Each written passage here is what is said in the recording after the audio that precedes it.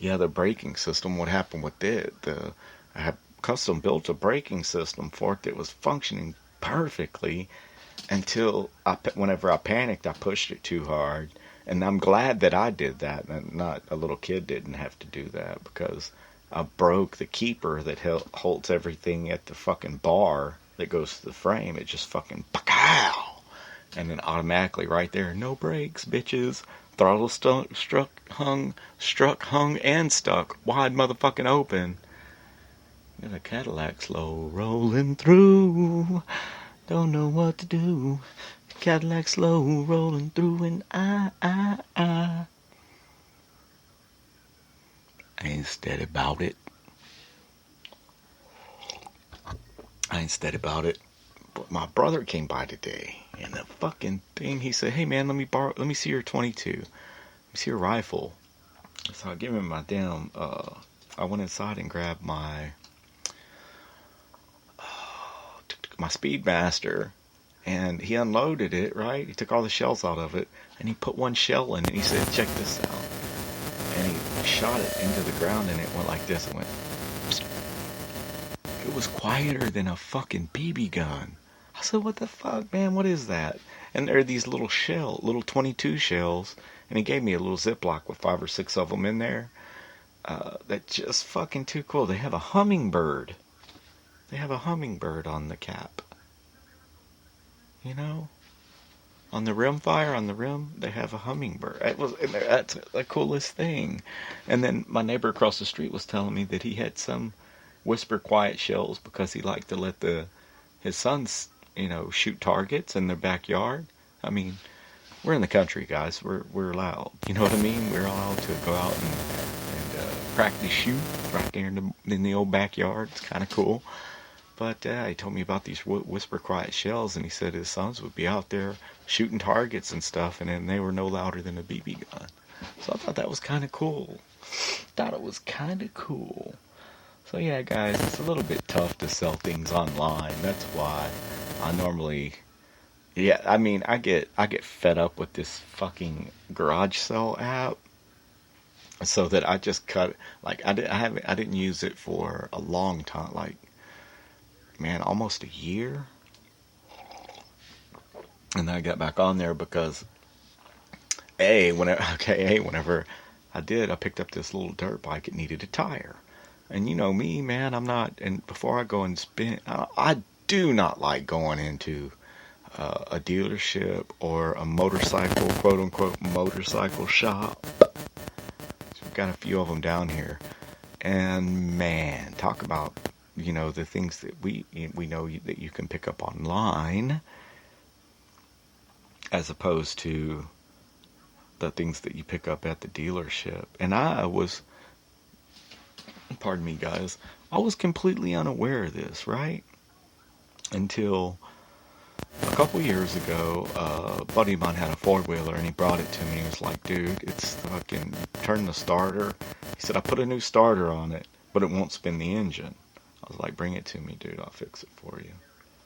So I needed an excuse. I needed a new magneto puller, right? So I'm like, "You buy me this Motion Pro magneto puller, and I'll put the starter clutch in your bike for you." So he bought me the magneto puller, and I put a starter clutch in his bike for him. However, whenever I went to the Honda dealership, this fucking starter clutch was $260. And I made it, and he paid it. He paid for it. And I think I did. I marked it up, a little bit too. Maybe it was $240, and I tried, because I had to drive to Houston from here, 45 miles, 50 miles, in order to order his part, and then I had to go back up there to pick it up. So that's only fair. So where he and I spent, let's say, $280 for a part, okay, then a similar thing happened to another guy's four-wheeler. And because I had the tool, and he didn't want to spend $500 to have it replaced, I said, "Well, just bring it to me." And at this point in time, I had started doing a lot of business online. And I was like, you know what, just for shits and giggles, I'm going to go ahead and check for this. It's the same fucking thing that I just bought. Same bike, same everything. It was a four-wheel drive Honda Honda Rancher. Not the medium size one though, they're 400s. But the point is that I found this same exact fucking starter clutch online for $50. For $50. For $200 less. That's fucking crazy that to think that the dealership marks their parts up that much. And I would hate to, but then I know a buddy of mine, and he told, I was asking him, because he had mentioned that he got a veterans discount, a disabled veterans discount. And at the local Kawasaki dealership, his discount was 40%. So if they can, I should give it to him for free. You hear me? I'm saying they should give it to that man for free, and every single other person that risked their motherfucking life and their neck for this country, right, are served. Period. They should give it to them for free. But what I'm saying is that in order for them to not operate in a deficit and to be able to knock 40% off, they're still making money. So yeah, I just didn't realize, how high of a markup that is. And that's why now, like, I know there's a place where I go buy fuel line, but I buy it in bulk. There's a place I order my fuel filters online, 40 at a time. Stainless steel hose clamps, I order those online. I was so pissed off because I had to go into AutoZone one day. For 4 hose clamps, it was $3.88 for 4 fucking 3/8 hose clamps. $1 a piece. I thought we're paying for this fucking package that these things are in, and for the convenience, like for $4, or you go pay a mechanic $50. What's it? It's up to almost, it's what, $80, $90 an hour to work on your car. It's a C-note an hour to work on your motorcycle. I know this, and it's $200 an hour if you already fucked with it for me to work on it.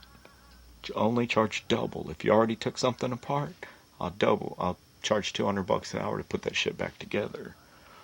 Because look, believe it or not, a lot of mechanics, they do the same thing that you do. However, being that they've had way, it's like a doctor having to do something right there, motherfucking on the spot. Somebody gets hurt and they've got to make a decision.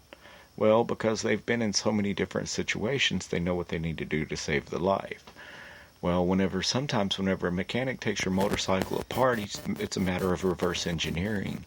He has the mechanical and engineering skills to understand what's going on exactly in detail.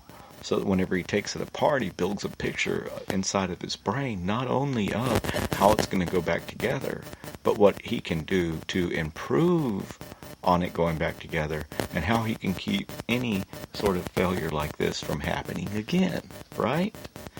And those are the kind of people that I would like my motorcycle to be in their hands. You can't pay them enough.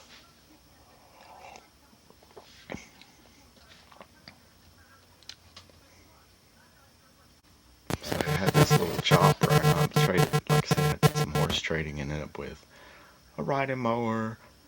And I was like, look, and he wanted I wanted more cash, but he was like, how about if I give you these push mowers? I was like, well, Pop needs a push mower, so we'll go ahead and include that. He's like, if it doesn't run, well, he told me, he's like, yeah, it runs great, and this and that. And we put it on the trailer, and when we unload, he's like, if it doesn't run, I'll give you another one. I'm like, well, what the fuck, man? So now for Pops, I get in this push mower. It's a badass push mower, 7.5 horsepower, electric start, Craftsman. And he's fucking worked on it more than he's pushed with it. I'll hear that motherfucker out there, wah,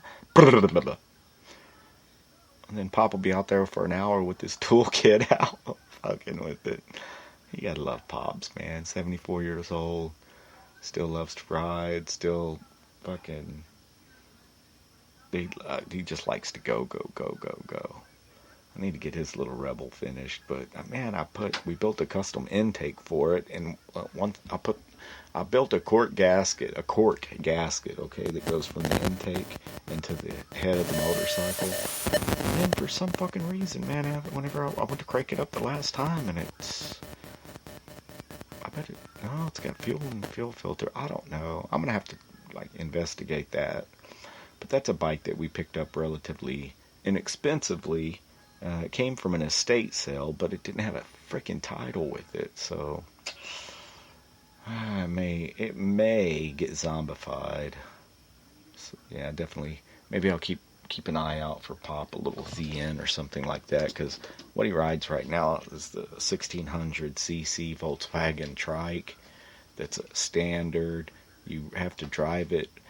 You have the front brake, the throttle, and steering with your right hand, okay? You do all that with your right hand, and Pop is left-handed, while you shift with your left.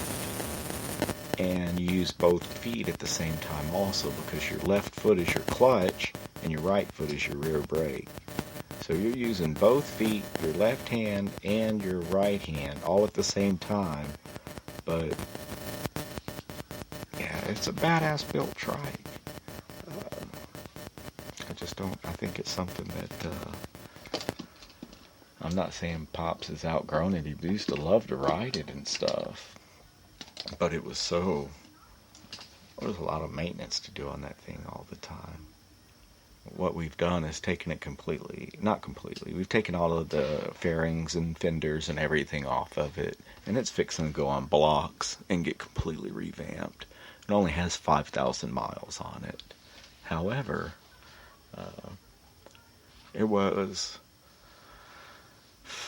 the gentleman that was building it passed away, okay? And it was almost finished. It had everything but like the final assembly. And it went to another guy that did the final assembly on it. And then during this process, the person that commissioned it to be built passed away. The judge, our local judge, had commissioned this thing to be built, and he passed away. So it ended up sitting in his widow's yard. Well, and then I ended up getting it for Pops from the widow lady. So that the whole time that he's had it, we've wanted to take it apart and re-engineer it. My brothers and I got together, and we put a little more iron in its die and re-welded some stuff and re-engineered some things. However, we're wiping the wagon wheel, if you will, just wiping grease from one side to the other, instead of completely tearing it down and saying, how would we have done this from the beginning? The where your feet are on the trike it's a little bit off. Everything's a little bit off. It doesn't quite. It's definitely it'll be badass whenever it's done. Say whatever you will. And it looks like someone just pulled up outside. I don't know if they're coming here or not. That flashlight? That's interesting. Come on in. We're only a little bit shooty until you get to know us. Bang, bang, suckers. Yeah, I'm kidding.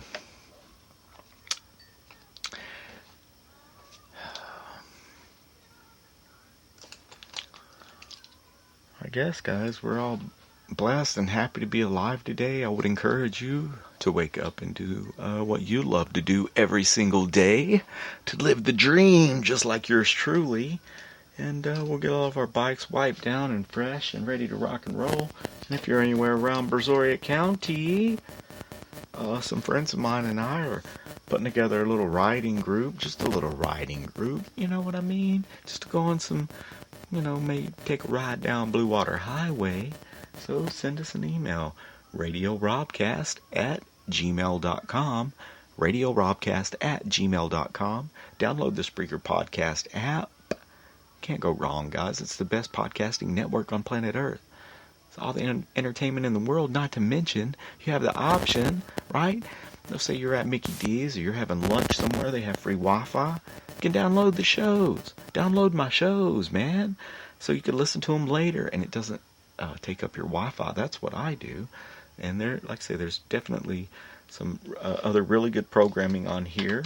And our promise to you guys is that we're constantly going to advance, improve sound quality, get better interviews, and definitely always encourage you to wear your helmet and as much proper